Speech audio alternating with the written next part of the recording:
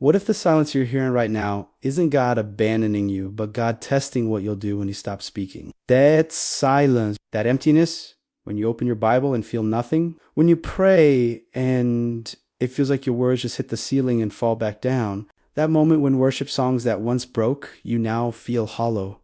You're not alone in that feeling. But what you do in that silence will define everything. Nobody tells you this in church. Even the most devoted followers of God went through seasons where heaven felt like it had gone completely dark. Seasons where prayers seemed unanswered, where the fire felt burned out, where doubt started whispering louder than faith ever could. In those seasons, most people make one of two mistakes.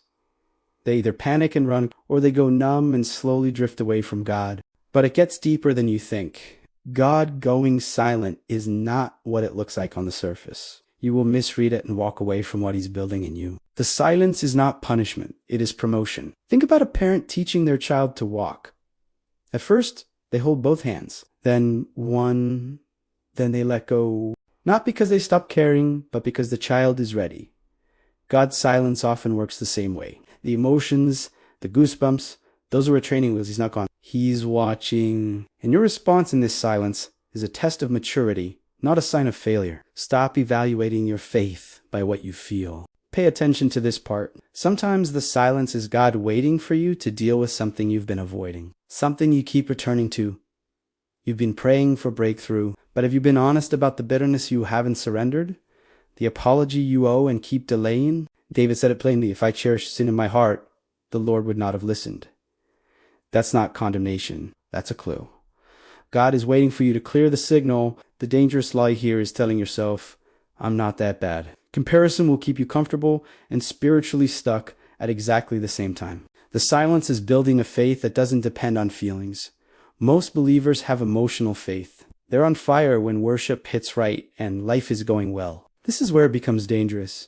A faith built on feeling is a faith that can be shaken by one bad week, by a loss, by a diagnosis, by silence. Job lost everything, his children, his health, his wealth, and God was silent through it all. But Job's response was, though he slay me, yet will I trust him. That kind of faith is not built in the fire of emotion. It is built in the cold silence of waiting. Choose one discipline and do it for 7 days, regardless of how it feels. Most people miss this. God's silence can be redirecting your focus off distractions and back to him.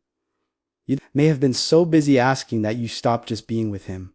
Prayers that are only wish lists, devotionals that feel like checklists. He sometimes goes quiet on the request channel to reconnect the relationship channel. He's not a vending machine.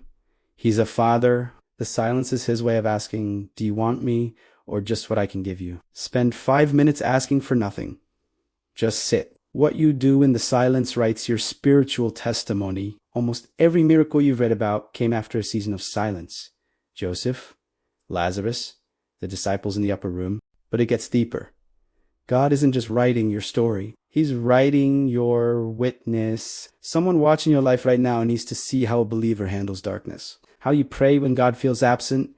How you worship when nothing is working. That faithfulness is the most powerful sermon you will ever preach to anyone around you. Write down 3 things you still believe about God, even in this silence. Read them out loud. Faith spoken aloud has weight that faith kept inside never, ever does. If this reached you today, if something in here named the exact season you're walking through, don't scroll past it. This might be the moment God is using to wake you up. Drop a comment below with one word that describes your season right now. Waiting, dry, confused, hopeful. Say it. You are not the only one sitting in this silence. Share this with one person who needs it today. Not for the channel, but because they might be sitting in that same silence, and they need to know what it truly means. The silence is not the end of your story. It is a chapter where character is forged, where faith is refined, and where God is doing his deepest and most powerful work. Keep showing up, even in the dark, especially in the dark. Lord, for everyone watching in their silence, remind them that you are still there, still faithful. Amen.